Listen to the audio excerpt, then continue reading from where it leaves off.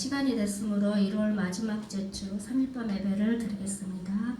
할렐루야. 옆 사람과 앞뒤 사람과 서로 인사 나누겠습니다. 사랑하고 축복합니다. 우리 여전도 회장님, 강정래 권사님 사랑하고 축복합니다. 날씨가 많이 추워요. 그래서 저번 주하고 이번 주 감기가 오래 가는데요. 감기 걸리지 않도록 옷 잘 챙겨 입고 다니시길 바라겠습니다. 기도하심으로 3일밤 예배 드리겠습니다. 기도하겠습니다. 사랑과 은혜가 풍성하신 하나님 아버지, 이 귀한 3일밤 예배를 통해서 우리를 이곳에 모이게 하여 주시고 주의 이름을 찬양할 수 있는 기회를 주시니 감사합니다. 우리의 삶 속에서 언제나 함께 하시는 하나님 아버지, 우리를 인도하여 주시는 하나님 아버지, 우리를 사랑으로 진심으로 감사드립니다.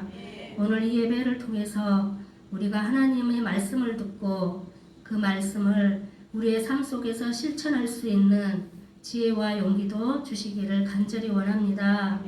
사랑의 하나님 아버지, 우리로 하여금 주님의 성품을 닮아 성도와 또한 이웃끼리 서로 사랑하게 하시옵소서.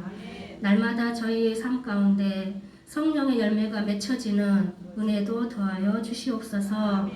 우리의 예배를 기쁘게 받아주실 줄로 믿사오며 우리를 구원하고 우리를 구속하신 예수 그리스도의 이름으로 기도드리옵나이다. 아멘. 사도신경으로 신앙 고백하겠습니다. 전능하사 천지를 만드신 하나님 아버지를 내가 믿사오며 그 외아들 우리 주 예수 그리스도를 믿사오니 이는 성령으로 잉태하사 동정녀 마리아에게 나으시고 본디오 빌라도에게 고난을 받으사 십자가에 못 박혀 죽으시고 장사한 지 사흘 만에 죽은 자 가운데서 다시 살아나시며 하늘에 오르사 전능하신 하나님 우편에 앉아 계시다가 저리로서 산자와 죽은 자를 심판하러 오시리라. 성령을 믿사오며 거룩한 공의와 성도가 서로 교통하는 것과 죄를 사하여 주시는 것과 몸이 다시 사는 것과 영원히 사는 것을 믿사옵나이다. 아멘. 이 시간에는 여기에 있는 모든 사람들이 예수님께 모든 짐을 내려놓고 주 예수 앞에 조용히 나아가길 바라겠습니다. 너 근심 걱정하지 말아라. 아니구나. 너 예수께 조용히 나가. 539장 부르겠습니다. 너 예수께 조용히 나가.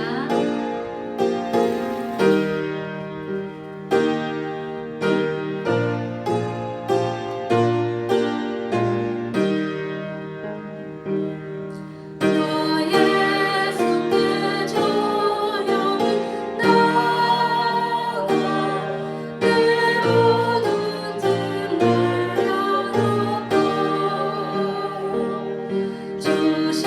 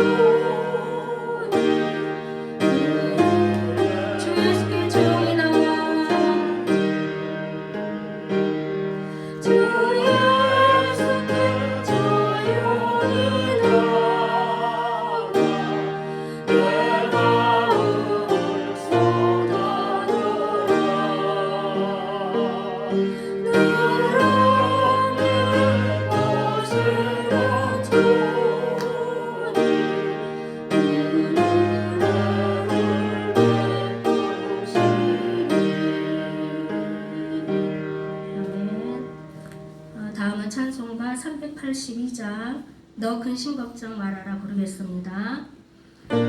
우리 주님은 우리를 아무 때나 어디서나 늘 지켜주시는 분입니다.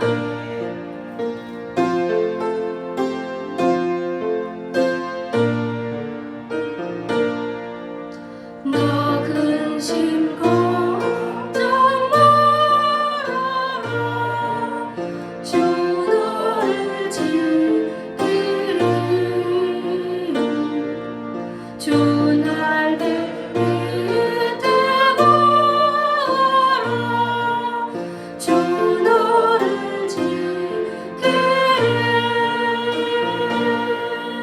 주 너를 지키리 아무 때나 어디서나 주 너를 지키리 널 지켜주시 어려워 낙심될 때에 어려워 낙심될 때에 주 너를 지키리 위험한 일을 당할 때 주 너를 지키리 주 너를 지키리 주 너를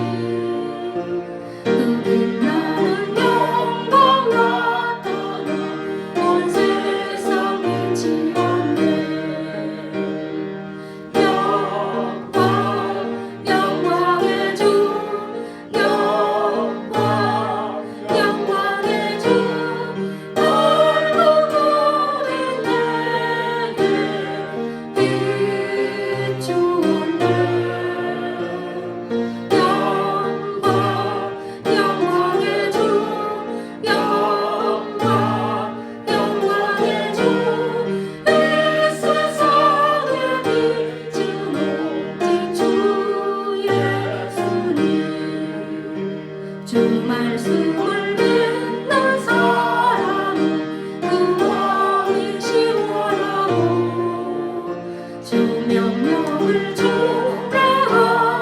자 그 길이 바라겠네. 영광의 주 영광의 주 밝은 밤에 내게 비추었네. 영광의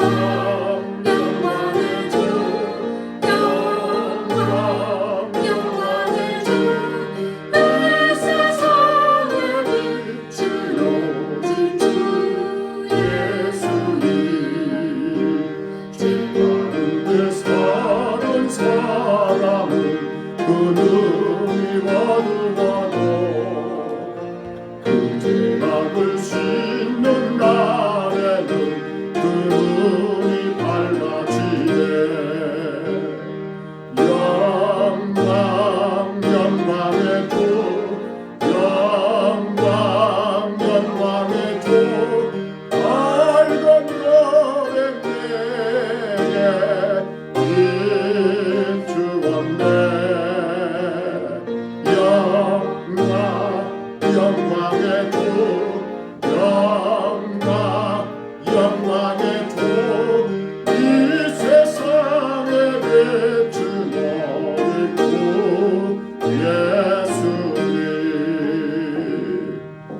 예배를 위해서 김연옥 권사님 기도하실 때 다 같이 기도하겠습니다.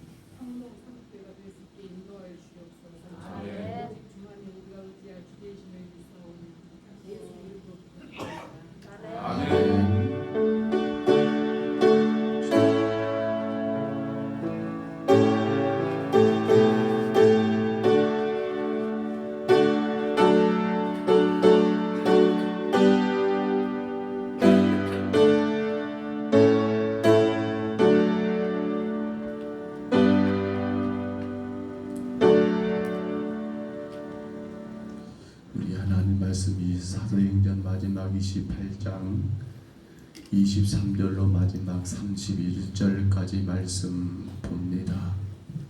사도행전 28장 마지막 장 23절로 마지막 31절입니다.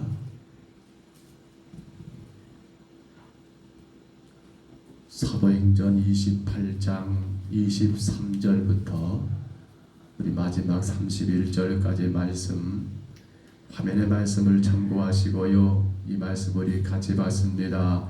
그들이 날짜를 정하고 그가 유숙하는 집에 많이 오니 바울이 아침부터 저녁까지 강론하여 하나님의 나라를 증언하고 모세의 율법과 선지자의 말을 가지고 예수에 대하여 권하더라. 그 말을 믿는 사람도 있고 믿지 아니하는 사람도 있어 서로 맞지 아니하여 흩어질 때에 바울이 한 말로 이르되 성령이 선지자 이사야를 통하여 너희 조상들에게 말씀하신 것이 옳도다. 이르시되 이 백성이 가서 말하기를 너희가 듣기는 들어도 도무지 깨닫지 못하며 보기는 보아도 도무지 알지 못하는도다. 이 백성이 마음이 우둔하여져서 그 귀로는 둔하게 듣고 그 눈은 감았으니 이는 눈으로 보고 귀로 듣고 마음으로 깨달아 돌아오면 내가 고쳐줄까 함이라 하였으니 그런즉 하나님이 이 구원의 이방인에게로부터 요청하리라. 그들은 그것을 들으리라 하더라. 바울이 온 이태를 자기 셋집에 머물면서 자기에게 오는 사람을 다 영접하고 하나님의 나라를 전파하며 주 예수 그리스도에 관한 모든 것을 담대하게 거침없이 가르치더라. 아멘. 사도 바울의 마지막 4차 전도 여행 로마로 가는 그 과정들을 다 우리가 보았고요. 이제 오늘 본문 23절부터 우리 이 저녁에 27절까지 말씀을 잠깐 묵상하고자 하는데요. 거기 보면 바울이 가택연금 상태에서 자기를 찾아오는 그 많은 유대인들에게 예수 그리스도에 대한 복음을 전하는 이야기들, 그 바울의 시간들을 오늘 우리에게 전달하고 있습니다. 여러분, 바울이 로마로 간 이유는 다른 목적이 아니지요. 그 로마에서도 복음이 증거되기를 원했습니다. 물론 로마의 황제 혹은 로마의 그런 고관들을 중심으로 한 살기는 더 나을 것도 같지만, 그러나 우리는 성경은 늘 압니다. 너희는 먼저 그의 나라와 그의 의를 구하라고 말하면서도 이제 우리에게 곧 바울에게 주어진 것은 하나님의 나라, 하나님의 의를 그 땅에 선포하는 것. 그런데 우리는 전도할 때 늘 그런 말 하지요. 성령이 너에게 임하시면 어디부터요? 예루살렘과 온 유대와 사마리아와 땅끝까지라고 말할 때, 어떻게 보면 바울은 로마의 이방인들 혹은 황제며 거기에 그 어떤 높은 고관들이 아니라 그 땅에 있는 유대인들, 그 땅에 있는 유대인들을 향한 복음이 증거되는 그러한 모습을 우리가 오늘 본문에서 보게 됩니다. 자, 그러면 이제 바울을 찾아온 그 유대인들, 그리고 바울을 말을 듣기 위해서 모였던 그들, 우리가 23절 먼저 한번 올려줘 보세요. 23절 올려주시고요. 같이 한번 읽어볼까요? 자, 그들이 날짜를 정하고 그가 유숙하는 집에 많이 오니 바울이 아침부터 저녁까지 강론하여 하나님의 나라를 증언하고 모세의 율법과 선지자 말을 가지고 예수에 대하여 권하더라. 아멘. 지금 본문 말씀이 참 기가 막힌 말씀으로 저는 느껴집니다. 바울은 나갈 수가 없습니다. 가택연금이라고 했잖아요. 바울은 집 밖으로 나가면 안 됩니다. 그가 얻었던 그 셋집에 그를 감독하는, 아니 그를 옆에서 지켜보는 그러한 군사의 여러분 그러한 감시 하에서 바울은 밖으로 나갈 수 없지만 그를 찾아오는 모든 사람들은 여러분 만날 수 있는 그러한 약간의 자유가 허락된 그러한 상황인지라 그들이 찾아오기만 하면 바울은 누구에게든지 복음을 전할 수 있는 그러한 기회가 오늘 본문 말씀 가운데 기록된 것을 우리가 보지 않습니까? 근데 이들이 날짜를 정하고 찾아왔다고 기록이 됩니다. 물론 여러 의미를 부여하면 아니겠습니다만, 그런데 정말 멋진 것은 무슨 말인가요? 날짜를 정했다는 건 뭔 말입니까? 내가 어느 날 당신에게 가겠습니다. 내가 몇 월 며칠에 당신을 찾아가겠습니다라고 그렇게 날짜까지 정해놓고 사람들이 바울을 찾아왔다. 얼마나 아름다운 모습일까요? 또 보세요. 그가 유숙하는 집에 사람들이 얼마나 왔다고요? 많이 왔다라고 기록됩니다. 그러니까 한두 사람이 아니라 수많은 사람들이 바울을 향하여 날짜를 정해놓고 찾아와서 복음 듣고 찾아와서 말씀 듣고 또 그러한 시간들이 지금 계속되고 있고요. 더 기가 막힌 말은 바울이 언제부터 언제까지요? 아침부터 저녁까지 뭐 하고 있습니까? 하나님 말씀을 강론했다. 얼마나 피곤할까요? 근데 바울은 피곤을 느꼈을까요? 아니요. 저는 이 상황을 그려보면서 바울이 너무 즐거워하면서, 왜요? 바울이 그곳에 간 목적이 이것 때문이잖아요. 복음을 전하기 위해서. 근데 사람들이 날짜를 정하고 그리고 엄청나게 많은 사람들이 찾아오니까 그들에게 복음을 전하기 위해서는 아침부터 저녁까지 그 시간이 결코 허투루 보낼 수 없는 그러한 상황들이 계속 되었다라고 할 때 여러분 그 바울의 마음은 어떨까요? 너무 행복하지 않을까요? 너무 즐겁지 않을까요? 저는 이 말씀을 묵상하면서 바울의 얼굴이 그렇게 그려집니다. 야, 내가 저 오기를 잘했어. 내가 로마 오기를 잘했어. 내가 비록 예수 신분으로 덜지라도 여기 올 잘했어. 하나님이 이렇게 나에게 또 사람들을 보내시는구나라고 하면서 얼마나 기쁨으로 복음을 전했을까요? 성도 여러분, 그러면 보십시다. 이렇게 날짜를 정하고 수많은 사람들이 찾아와서 사도 바울은 아침부터 저녁까지 그들에게 강론했습니다. 뭘 강론했던가요? 오늘 성경에 두 가지를 말하지. 올려줘 보세요. 바울이 강론했던 거 두 가지. 바울이 전한 거 두 가지 뭐예요? 하나는 뭐라고요? 하나님의 나라. 오늘 23절 그게 나왔지요. 하나님의 나라를 증언하고, 또 하나는 뭡니까? 예수에 대하여. 23절 하반절 끝에 나오지요. 모세의 율법과 선자만을 가지고 예수에 대하여 권하더라. 바울이 전했던 메시지의 핵심은 두 가지였습니다. 먼저는 뭐라고요? 하나님의 나라에 대하여 증언했다. 여러분, 누군가 여러분에게 물었습니다. 하나님 나라가 뭐야? 라고 물으면 어떻게 우리는 말을 해야 할까요? 우리 일반적으로 하나님 나라 천국, 그 천국을 말합니다. 맞는 말이에요. 근데 우리는 알아요. 천국이 우리가 죽어서 가는 저 세상만이 아니라 이 땅에서 얼마든지 이루어질 수 있다는 거. 여러분 어디예요? 하나님 나라는 어디입니까?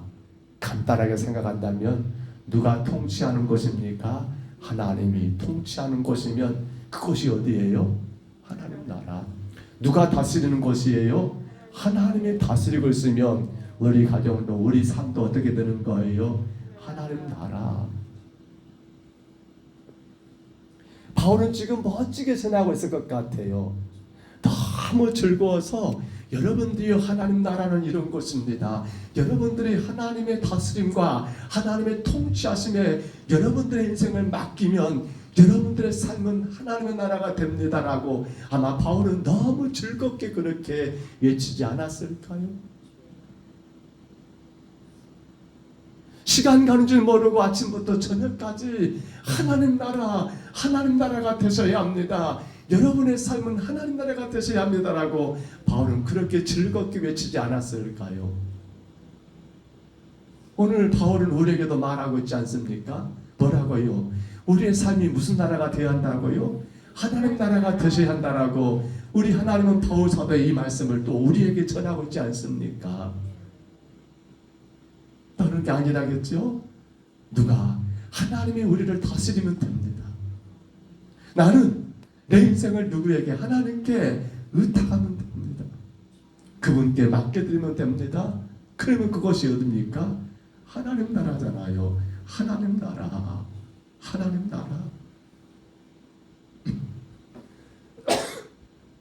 우리 찬송가 288장 잘 아시죠? 2절의 가사 가운데 온전히 주께 맡긴내어 사랑의 음성을 듣는 중에 천사들 왕래하는 것과 하늘의 영광 보리로다. 그려지십니까?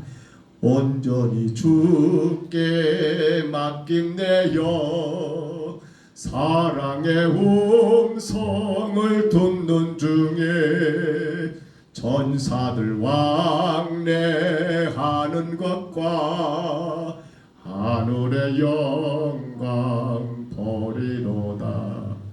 온전히 주님께 맡기고요. 그 가운데 사랑의 음성을 듣게 되고요. 그 가운데 천사들이 왕래하는 거, 하나님의 영의 다스림 가운데 거하는 거. 그 영광을 보는 것 하나님 나라. 오늘 우리에게 바울은 그렇게 강조하고 있는 것 같습니다. 하나님 나라 안에 거하셔야 한다라고요. 비록 우리가 살고 있는 이 세상은 죄악된 세상이요, 온갖 시련과 역경과 유혹이 난무한 그러한 세상이라 할지라도 성도요, 구원받은 자들이요, 당신들은 하나님 나라가 되어야 한다라고 바울은 그렇게 우리에게 또 전하고 있지 않을까요? 오늘 여러분 하나님 나라가 되시기를 축복합니다. 또 그런가 하면 바울이 전했던 그 두 가지, 하나가 하나님 나라일 거요, 하나가 뭐였습니까? 예수에 대하여, 예수에 관하여. 그런데 바울은 예수님을 전하는데 어떻게 전합니까? 그렇지요. 모세의 뭘까요? 율법과 선지자들의 무엇을요? 말이에요. 아니, 예수를 전하려면 여러분 마리아가 어떻고 요셉이 어떻고 그렇잖아요.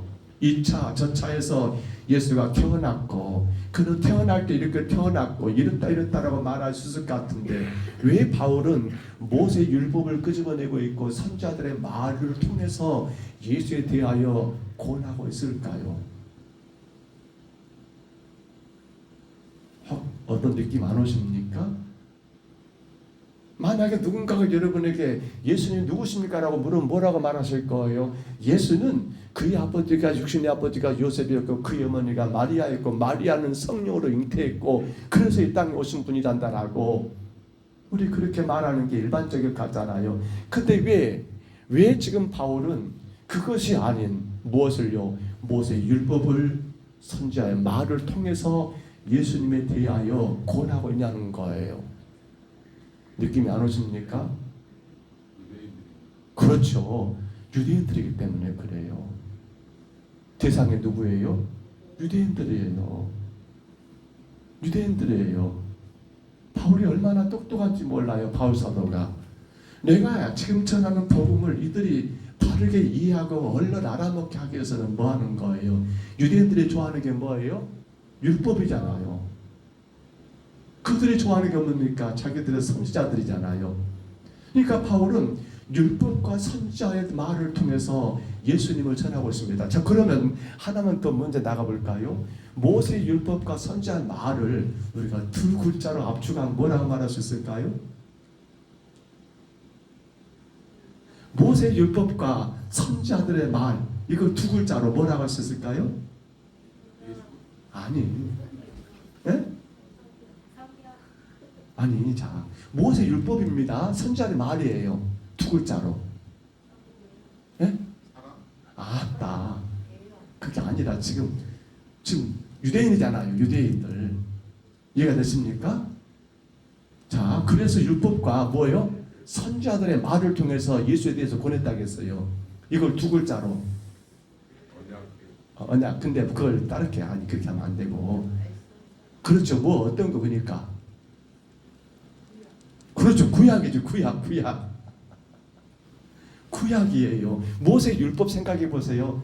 우리 구약 성경 보면요, 대부분 다 모세 율법과 관련되어 있고 선자들의 말들이 대부분이잖아요. 물론 왕들의 역사도 있습니다만, 근데 지금 이 바울 사들이 대단히 뛰어나고 훌륭한 것은 구약은 어떤 내용입니까? 오실 메시아. 그렇죠. 예수님을 전해요. 복음을 전해요. 근데 그들이 얼른 이해할 수 있고 그들이 그렇게 알고 있어요. 모세 율법을 통해서 알고 있어요. 선지자들의 말을 통해서 알고 있어요. 우리 가운데 누가 오신다? 메시아가 오신다. 근데 그 메시아가 누구란 말입니까? 예수라고 지금 그렇게 모세 율법과 선지자들의 말을 통해서 예수에 대하여 권했단 말이 바로 그 말이에요. 우리로 말하면, 쉽게 말하면 구약 성경의 그러한 사건들, 모든 것들이 그냥 단순한 사건이 아니라 오실 메시아, 유대인들이 그토록 고대하는 그 메시아. 근데 그가 누구단 말입니까? 예수야 라고 그렇게 증거하는 거 얼마나 바울은 멋진가 몰라요. 얼마나 그 마음이 기쁘고 즐거울까요? 그렇잖아요. 저는 이 부분이 너무 마음에 들어서요. 사실은요.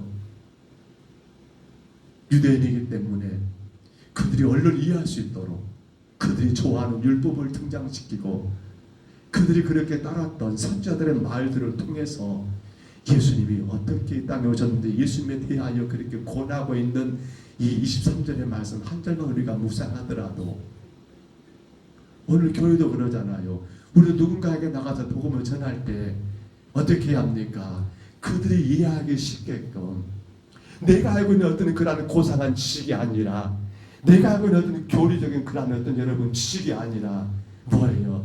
내 말씀, 내가 전하는 복음을 듣는 대상의 누군가에 따라서 그들이 얼른 이해하고 그들이 받아들일 수 있게끔 그렇게 전하는 게 잘하는 거 아닙니까? 아무리 내가 많은 거 안다 할지라도 그들에게 이해를 못 시켜버리면, 그들이 깨닫지 못하면 그건 무슨 의미가 없잖아요. 우리는 이 모습 가운데 그걸 배워야 할 것 같아요. 우리 자신들도 전도해야 합니다. 교회는 전도하기 위해서 세워진 것이에요. 근데 내가 알고 내가 좋아하는 것만 말한 것이 아니라 누구 입장에서, 그 사람들 입장에서 그들이 이해할 수 있게끔, 그들이 깨달을 수 있게끔 그렇게 전했던 바울 사도의 이 전도, 복음 전도의 모습을 우리가 본받아야지 않겠냐는 거예요. 날짜를 정하여 수많은 사람들이 바울에게 찾아옵니다. 사도 바울은 아침부터 저녁까지 그 시간들을 쪼개가면서 온 사람들에게 뭘 통해서요? 그렇습니다. 하나님 나라에 대해서 증언하고 있고요. 모세 율법과 선지자들 말을 가지고 예수님에 대하여 그렇게 권하는 그 바울의 모습, 오늘 그 모습이 우리 모습이 되시기를 축복합니다. 자, 보실까요? 그렇게 바울이 복음을 전했어요. 예수님을 증거했습니다. 그런데 보십시오. 이들의 반응은 어떻게 나옵니까? 우리 성경 봐볼까? 24절 한번 봅니다. 자, 정신 차리고요. 금방 끝납니다. 같이 읽습니다. 그 말을 믿는 사람도 있고 믿지 아니하는 사람도 있어. 자, 바울은 그렇게 아침부터 저녁까지 그렇게 하나님 나라와 그렇게 예수에 대하여 그들이 좋아하는 율법과 선자들을 통해서 말을 통해서 가르치고 증언했건만, 근데 안타깝게도 놀랍다는 말을 써야 할까요? 모두가 다 받아들이고 아멘하지는 않더라는 사실이에요. 여러분, 우리는 그런 기대를 해봅니다. 내가 전하는 복음을 모두가 다 받아들이고 당신들이 그 중간에 회개하고 다 죽게 나와야 한다는 생각을 가져봅니다. 근데요, 아니더라는 거예요. 바울이 이렇게 열정적으로 이렇게 행복함으로 그들에게 복음을 전했지만 아쉽게도 믿는 자와 안 믿는 자, 자 올려줘 보세요. 반응이 했던가 제가 유대인들의 반응, 뭐 어떤 사람이요? 믿는 사람도 있었고 믿지 않는 사람도 있더라는 사실입니다. 여러분, 바울이 잘못 전해서 그럴까요? 아니요, 아니에요. 우리는 전도합니다. 전도는 말 그대로 뭐예요? 하나님의 복음을 전하는 것이 전도예요. 그렇죠? 그 영혼들이 결단하고 나오는 것은 이제 성령이 하실 역할들이고요. 그래서 우리가 전도해놓고도 실망하는 사람은 안 된다는 거예요. 다 그렇게 뿌렸는데 결실이 없네. 다 그렇게 했었는데 결과가 없네. 그거 여러분 너무 마음 둘 필요가 없다는 거예요. 우리는 전도하는 겁니다. 전도하는 거예요. 자, 그러면 우리가 한번 생각해 볼까요? 누구는 믿었어요. 똑같은 복음을. 누구는 못 믿었어요. 똑같은 복음을. 왜 그럴까요? 그 유대인들을, 여러분 하나님 나라에 대해서 예수에 관하여 예수에 대해서 어떤 사람들은 받아들이고 어떤 사람들은 받아들이지 못하는 거예요. 왜 그랬을까요? 저는 여기에 차이점을 한 가지 생각해 봅니다. 이렇게 생각해 봤어요. 익숙함이라는 단어를 써봅니다. 익숙함. 바울은 그들에게 익숙한 그러한 모세 율법을 말했지 않습니까? 바울은 그들에게 그들이 익숙한 선지자들의 말을 통해서 예수님을 전했지 않습니까? 여러분, 그런데 여기 믿는 자와 믿지 않는 자, 이 차이는 뭡니까? 그들이, 여러분, 이 복음에 대해서 모른다? 아니요. 사실은 그들이 받아들임의 문제인데 뭐가 말입니까? 익숙하지가 않아요. 누구는 말입니까? 그래, 하나님 나라 별로 그렇게 익숙하지 않아요. 예수 그렇게 그들은 익숙하지 않아요. 그렇잖아요.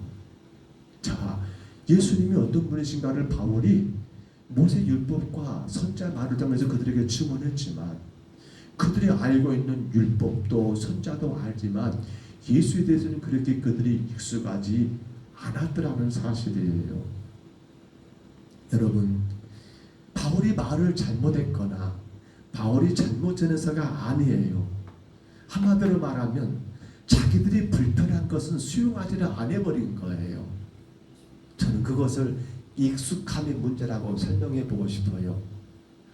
우리도 그렇지 않은가 모르겠어요. 아이고 목사님, 그런 말은 좀 안 하면 좋겠는데 왜? 내가 수용하기 어려워. 익숙하지 않은 거예요. 이렇게 사셔야 합니다. 이게 하나님 말씀입니다. 교회는 이런 것입니다 라고 전했는데, 근데 어떤 사람들은 믿어요. 그걸 내 것으로 받아들이는 거죠. 조금 어려워도 그래 맞아, 그게 익숙함이에요. 아멘이 익숙함이에요. 근데 어떤 분들은 아이고 내가 그렇게 할 수도 없는데 나보고 지금 어쩌라고 좋잖아, 어쩌라고 나보고 어쩌라고 저러는 거야. 이러면서 어떻게 되는 거예요? 그 부분을 수용하지 못하게 되는 거예요. 문제는 누가 했어요? 그렇죠. 전하는 자에게 있는 것이 아니라 그 복음을 듣는 자가 익숙하냐 익숙하지 않느냐, 다시 말하면 그것을 내 것으로 받아들이느냐 못 받으냐에 따라서 바울이 전한 복음을 어떤 자는 믿었고 어떤 자들은 믿지 못하는 그러한 결과를 초래하고 말더라는 거예요. 우리도 조심할 문제예요. 내가 조금 어렵다고 해서, 아니 내가 좋아하지 않는 어떤 그러한 부분이라 해서 그런 건 나 싫어, 그러면 안 된다는 거예요. 우리 모든 성도들은요 하나님 말씀에 익숙해야 합니다. 그 말이 무슨 말입니까? 내 것으로 받아들여야 한다는 거예요. 내가 감당할 수 있느냐 없느냐는 그건 두 번째 문제예요. 선포된 복음에 대해서 아멘 그렇습니다, 제가 그렇게 살기를 원합니다, 저는 이것을 익숙함이라고 말하고 싶어요. 할 수 있어서 말입니까? 아니요. 할 수 없는 것도 많아요. 감당할 수 없는 것도 많아요. 우리가 육신 입고 살다 보니까 아직 그만한 믿음이 못 되다 보니까 어떤 것은 부담스러운 것도 많아요. 근데 중요한 건 그것이 아니에요. 내가 그것을 할 수 있냐 없냐가 아니, 익숙함은요. 뭐가 익숙함입니까? 복음 그 자체가 여러분 귀하고 귀한 것이기 때문에 내 것으로 받는 것이 중요한 것이지, 지금 내 상정, 지금 내 형편, 지금 내 어떤 그런 상황을 생각하면서 이건 되고 저건 안 되고 이렇게 해서는 결코 안 되더라는 사실이에요. 믿는 자와 믿지 않는 자 익숙함입니다. 오직 말씀 그대로 받으면 되는 건데 그것을 받지 못하게 되니까 믿는 자가 있고 믿지 못한 자가 나타나더라는 사실입니다. 자, 이제 마지막 우리가 하나만 더 볼까요? 27절 한번 올려보세요. 이런 가운데 바울이 마지막 쐐기를 받습니다. 오늘 27절까지 볼 거예요. 같이 한번 읽습니다. 이 백성의 마음이 우둔하여져서 귀는 둔하게 듣고 그 눈을 감았으니 이는 눈으로 보고 귀로 듣고 마음으로 깨달아 돌아오면 내가 고쳐줄까 함이라 하였으니 아멘. 왜 못 믿는가, 왜 그들의 익숙함을 버렸는가라고 할 때 바울은 그렇게 말합니다. 이 백성이 마음이 우둔했다는 말을 씁니다. 여기 우둔이란 말은요 둔하다고 생각할지 모르지만 완악이라는 말을 씁니다. 완악하다. 뭐라 할 수 있을까요? 헛된 고집으로 가득하다. 헛된 생각, 헛된 욕망으로 가득한 것을 마음이 우둔하다라고 말하지 않을까요? 그렇습니다. 어떤 예부의 말과 진리를 내면이 받아들이지 못하는 상태, 분명히 이렇게 저렇게 누군가가 전하는데 내 안에서 그것을 받아들이지 않는 거예요. 이것이 마음이 우둔한 자, 완악한 자의 모습이에요. 자, 귀로는 둔하게 듣고 눈은 감았다라고 했지요. 귀로는 둔하게 듣고 눈은 감아버렸다. 이 말은 무슨 말입니까? 복음에 대하여 거부해버린 겁니다. 무시해버린 겁니다. 둔하게 들어요. 귀를 기울여서 정확하게 듣고 내 것으로 들어야 하는데 그냥 실실 듣는 거예요. 그냥 무시해버린 거예요. 외면해버린 거예요. 눈은 감아버려요. 나 그런 거 필요 없어. 나 필요 없어. 필요 없어. 거부해버리는 그 모습이 이렇게 지금 기록되고 있는 것 아닙니까? 왜요? 마음이 딴 데 있더라는 거예요. 마음이 딴 곳에 있어요. 그래서 우리가 그 앞에 내용을 보시면요, 이사야의 말씀을 인용해서 증거되는 내용이 무엇이었습니까? 말씀을 듣는다고 다 받아들인 것이 아니기 때문에 왜요? 마음이 닫혀 있습니다. 귀로는 듣고 눈으로 보지 못하는 거예요. 귀로 듣고 눈을 보지 못하는 거예요. 들어도 보아도 여러분 그것을 제대로 이해하지 못하는 이유는 뭡니까? 이미 마음이 딴 데 있어요. 생각이 딴 데 있어요. 그러니 아무리 전해도 여러분 어떤 자들은 믿고 어떤 자들은 믿지 못하는 그런 결과가 만들어져 버리더라는 거예요. 우리 사람들은 그런 습성이 있어요. 내가 보고 싶은 건 보고자 하고 내가 듣고 싶은 건 듣고자 하는 그런 욕심이 있어요. 내가 듣기 싫은 것은 그냥 귀를 막아버리고 내가 보기 싫은 것은 그냥 눈 감아버리는 그러한 인간의 안악함이 있더란 말입니다. 그러나 세상 것은 그럴 수 있을지 모르겠어요. 그러나 내 영혼을 살리고 내 생명을 이끌어가는 복음에 대해서는 우리는 여러분 내 의지와 내 생각 가운데 눈을 감아버리고 귀를 닫아버리는 그런 어리석은 일들은 범하면 안 된다는 거예요. 우리의 마음은 늘 어디에 있습니까? 우리의 마음은 늘 주의 복음 안에 있어야 한다는 사실입니다. 우리의 모든 마음의 중심은 오로지 그 복음이 무엇을 내게 말씀하시는가를 듣고 그 복음에 귀를 기울이고 그 복음에 눈을 집중하면서 살아가는 성도가 되어야 한다는 사실입니다. 여러분 그들이 왜 귀를 닫아버리고 눈을 감아버렸을까요? 진리가 아니어서가 아니에요. 듣지 못해서가 아니에요. 중요한 건 뭐라고요? 마음을 닫아버린 겁니다. 마음을 딴 데에 두고 있더라는 겁니다. 자, 그래서 오늘 보면 27절 마지막 부분이 뭐라고 합니까? 이는 뭐라고요? 눈으로 보고 귀로 듣고 그 다음 뭐요? 마음으로 깨달아야 한다는 사실이었습니다. 분명히 이 두 가지가 먼저 생각해야 합니다. 눈으로 하나님 말씀을 보고 귀로는 그 말씀을 집중하여 들어야 합니다. 그때 어떤 일이 있다고요? 마음으로 깨닫게 되는 그러한 일이 생긴다는 사실이에요. 그가 뭘로줘 보세요. 마음으로 깨닫는 거. 오늘 결론입니다. 안타깝게도 바울을 그렇게 찾아왔습니다. 그들은 날짜를 정하고 시간을 정해 찾아왔습니다. 그들은 바울을 통해서 아침부터 저녁까지 그렇게 열정적인 복음을 듣게 되었습니다. 근데 왜 어떤 자들은 믿고 어떤 자들은 믿지 못합니까? 그러잖아요. 우리가 예배를 드리는 게 너무나 소중합니다. 복음을 듣는 건 너무나 귀한 시간입니다. 근데 중요한 게 뭡니까? 믿어야지요.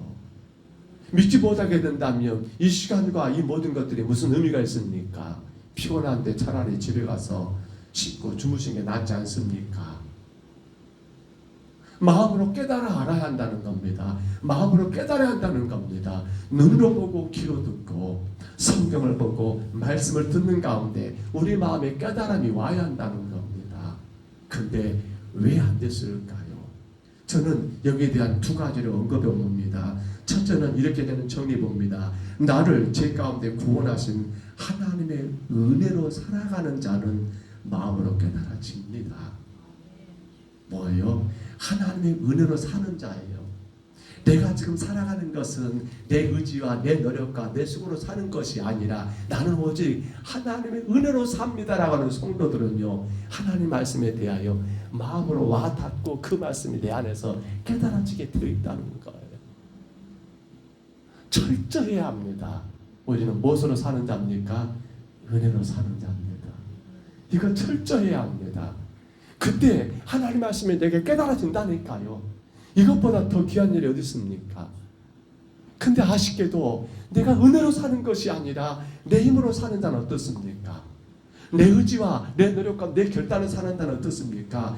말씀이 깨달아지지가 않아요. 아니 어떤 거 깨달아질 거예요. 어떠한 거, 익숙한 거, 내가 받아들일 수 있는 거, 내가 감당할 수 있는 거, 내가 늘 좋아하는 것은 그렇게 깨달을 수 있을 것 같아요. 그러나 익숙하지 못한 건 어떻게 됩니까? 못 깨달아요.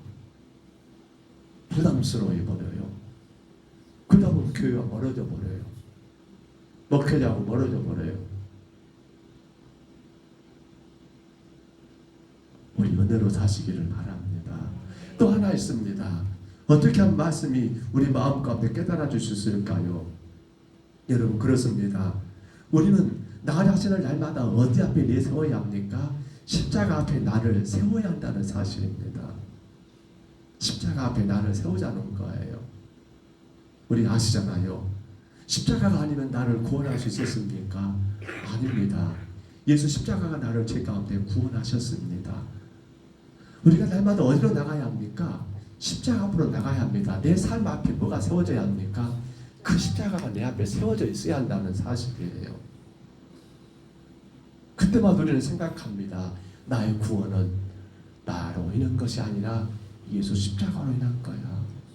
사도 바울이 갈라디아 2장 20절에 말하잖아요. 그런적 이제는 내가 사는 것이 아니고 뭐예요? 나를 위해 십자가에 못 박혀 죽으신 예수 그리스도를 위해 사는 거라고요. 그러면 깨달아지지 않을까요? 하나님의 말씀이. 그래 내가 지킬 말씀이고 내가 감당할 말씀으로 익숙하게 들려오지 않을까요? 근데 내 삶 앞에 십자가를 세우지 않아요. 그럼 어떻게 되는 거예요? 그러면 앞서 말씀드린 이 은혜와 마찬가지인 그런 증상이 나타나 버려요. 구원받은 성도라는 이 사실을 놓쳐버려요. 십자가로 내가 죄에서 사함받고 구원받았다는 이 놀라운 일들을 놓쳐버려요. 내가 살아가는 목적이 내가 아니라 나를 위해 십자가 죽으신 예수를 위해 살아야 한다는 그러한 너무도 중요한 제 명제를 놓쳐버려요. 그러니까 어떻게 돼요? 내가 원하는 것은 좋지만 내가 원치 않는 건 부담이 돼버려요. 익숙하지가 않은 거예요. 근데 십자가를 앞세우고 그 십자가가 나를 구원하셨음을 믿게 되면 어떻게 됩니까? 이제는 내가 살아가는 것이 나를 위한 것이 아니라 주를 위한 것이라는 걸 분명히 깨닫게 되지 않습니까? 그 십자가가 내 앞에 세워져 말입니다. 그러니 주를 위해 살기 위해서는 가장 필요한 게 뭡니까? 바로 하나님의 말씀이잖아요. 복음이잖아요. 그러니 어떤 복음이 선포든 간에 그건 부담되지 않아요. 왜? 나는 이 말씀 가지고 누굴 위해 살아야 하니까? 주를 위해 살아야 하니까. 말씀을 맺습니다. 너무도 귀하고 귀한 시간들을 바울과 만남을 통해서 가졌던 많은 유대인들, 그런데 어떤 이들은 믿고 어떤 이들은 믿지 못했던 이유, 이제 우리가 하나님 말씀을 여러분 늘 들으면서 우리 이번 주까지 그렇게 신년 말씀성에 3번을 들었습니다만은 우리가 늘 주님 앞에 예배 가운데 말씀을 들으면서도 어떤 것은 내가 내 것으로 익숙하게 받아들인가 하면 어떤 것은 받지 못하는 일이 있단다면 왜 그럴까요? 나는 은혜로 사는 자이기 때문인 것을 모르기 때문이 아닐까요? 나는 나를 위해 사는 것이 아니라 누굴 위해서요? 예수 위해 사는 자 십자가 앞세워서 이 사실을 놓쳐버리기 때문에 그러지 않을까요? 이제 사도 바울을 찾아왔던 그들이 문제가 아니에요. 오늘 우리가 문제예요. 우리가 과연 하나님의 말씀에 내게 익숙하게 들어오냐는 거예요. 내 마음으로 깨달아지고 있냐는 거예요. 만에 하나 그렇지 못하고 있다면 그렇게 살아야 해.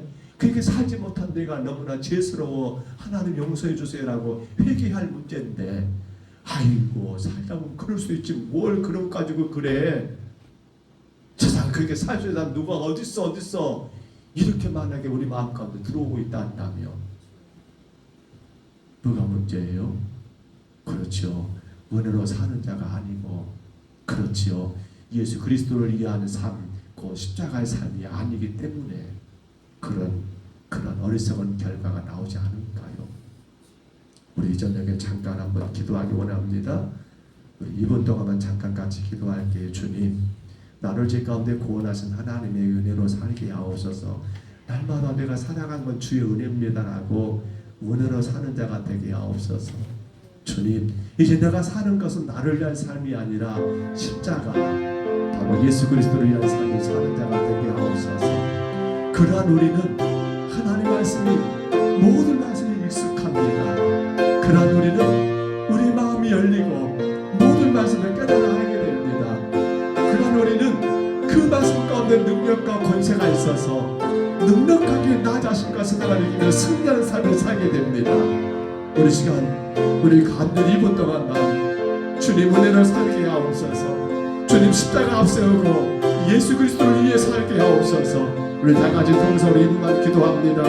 우리 하나님 아버지 감사합니다. 바울이 그렇게 우리 하나님 수많은 자들을 날짜를 정하여 찾아옴으로 말미암아 아침부터 저녁까지 그들에게 주의 말씀을 강론하며 하나님의 나라에 대하여서, 또한 모세의 율법과 선자의 말을 통하여 예수님에 대하여 그들 가운데 권하고 권했지만, 어떤 자들은 믿고 아버지 기뻐했지만 어떤 자들은 믿지 못하는 그러한 결과가 만들어졌던 것, 아버지 저들의 마음이 딴 곳에 있음을 우리가 분명히 보았습니다.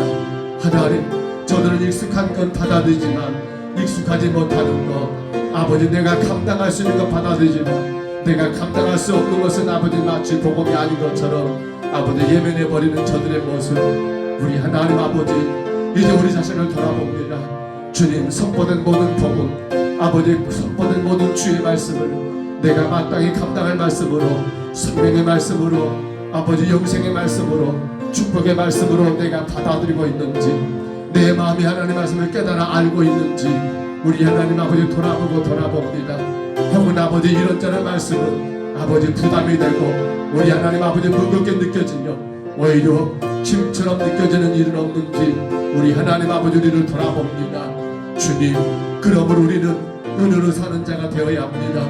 아버지 하나님, 내가 구원받는 것은 내 의지와 노력이 아니요 전적인 하나님의 은혜인 것을 깨닫고 내 살아가는 모든 것들은 주의 은혜임을 아버지 늘 고백하며 사는 자가 되게 하시고, 그러므로 우리는 이제 십자가 앞세우고, 그러므로 나를 위해 사는 자가 아니라 아버지 나를 죄 가운데 구원하신 예수님을 위해 사는 자들, 아버지 하나님 그러한 은혜가 되게 하여 주옵소서. 그로 말미암아 아버지 하나님 모든 말씀을 듣고 아버지 또한 아버지 볼 때마다 마음으로 깨달아 알게 되어서 우리 하나님의 놀라신 은혜를 청하게 하시고, 하나님의 그 축복을, 하나님의 그 능력을 마음껏 이루고 살아가는 거룩한 우리 성도들 되게 하여 주옵소서. 오 성령님, 이 밤에 인도하여 주옵소서. 역사하여 주옵소서. 귀한 말씀을 듣는 자들의 마음을 열어주시고 주님 영광 되게 하옵소서. 하나님 감사합니다. 귀한 복음이 증거되었지만 믿는 자가 있고 믿지 못한 자가 있었던 안타까운 이유, 아버지 하나님 저들의 삶의 전제가 은혜라는 사실과 저들의 살아갈 이유가 그리스도를 위한 삶이라는 것을 깨닫지 못했을 때 아버지 저들은 말씀이 익숙하지 못했고, 그러다 보니 하나님 아버지 마음이 닫혀버리는 그런 결과가 있었던 것을 우리가 오늘 말씀을 통하여 잠깐 깨닫습니다. 그러나 주님, 혹여라도 오늘 이 모습이 나의 모습은 아닌지를 돌아보게 하옵소서. 우리 자신들도 내가 원하는 말씀을 아멘으로 받지만 혹여라도 내가 원치 않는 거, 부담된 거, 아버지 힘들어하는 부분들에 대해서는 아버지 마음을 닫아버리는 그런 일은 없는지 우리가 돌아봅니다. 주님, 우리는 은혜로 사는 자입니다. 주가 나를 구원하셨습니다. 내 능력과 노력이 아니요 오직 하나님의 은혜로 사는 자인 걸 깨닫게 하시고, 아버지 하나님 이제 우리는 나를 위해 사는 자가 없습니다. 오직 그리스도를 위해 사는 자입니다. 그 십자가를 앞세우고 나가는 우리의 삶이 되어서 어떤 말씀이든 간에 눈으로 보고 귀로 듣고 마음으로 깨달아 알아 하나님께 영광이 되고 복이 되는 아버지 우리 모든 심령들 되게 하여 주옵소서. 이 밤도 예배하는 모든 영혼들을 기억하여 주옵소서. 축복하여 주옵소서.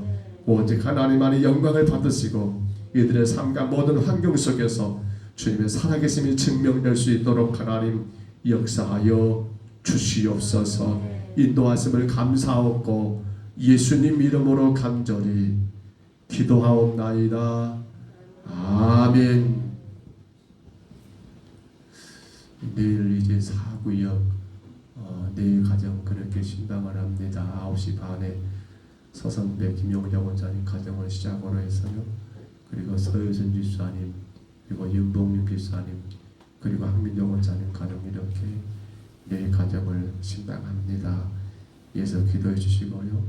또 하나 아울러서 토요일, 금요일 저녁에는 우리 박승영 조용식 사님 가정, 그리고 전인복 김희자 사님 가정 두 가정을 저녁에 신방하고요. 그리고 토요일 10시에는 3구역이죠. 예, 3구역 정영진 윤초희 지사님 가정 그렇게 구역 예배 겸 신방이 있고요. 그리고 돌아온 주일 오후 예배 후에는 영광의 전상남 집사님 가정 오후 5시쯤에 그렇게 신방할 계획입니다. 구역 신방들이 빠지지 않고 다 될 수 있도록 많이 협조해 주시고요. 또 성도들은 기도하시기를 바랍니다. 신방을 통해서 그 가정의 문제들이 해결되고 하나님의 영광이 나타나도록 위해서 많이 기도해 주시고요. 또 그렇게 참여하시기를 부탁을 드립니다. 1월이 이제 얼마 남지 않았습니다. 벌써 1월이 다 가버릴 것 같아요. 신앙생활 늘 우리는 처음처럼 다시 또 시작한다는 마음으로 혹은 새벽 예배 혹은 수요 예배뿐만 아니라 모든 예배 생활들, 기도 생활들 다시 시작한다는 마음으로 다시금 마음을 가다듬고 열심을 다해서 예배 생활, 기도 생활, 전도 생활들 또 섬기는 거 기쁨으로 잘 감당할 수 있기를 부탁을 드립니다. 혹 다른 거 알리실 거 있을까요? 우리 주님 가르친 기도로 예배를 피하겠습니다. 하늘에 계신 우리 아버지여, 이름이 거룩히 여김을 받으시오며 나라의 임하옵시며 뜻이 하늘에서 이룬 것 같이 땅에서도 이루어지이다. 오늘날 우리에게 일용할 양식을 주옵시고 우리가 우리에게 죄진 자를 사하여 준 것 같이 우리 죄를 사하여 주옵시고 우리를 시험에 들게 하지 마옵시고 다만 악에서 구하옵소서. 대개 나라와 권세와 영광이 아버지께 영원히 있사옵나이다. 아멘.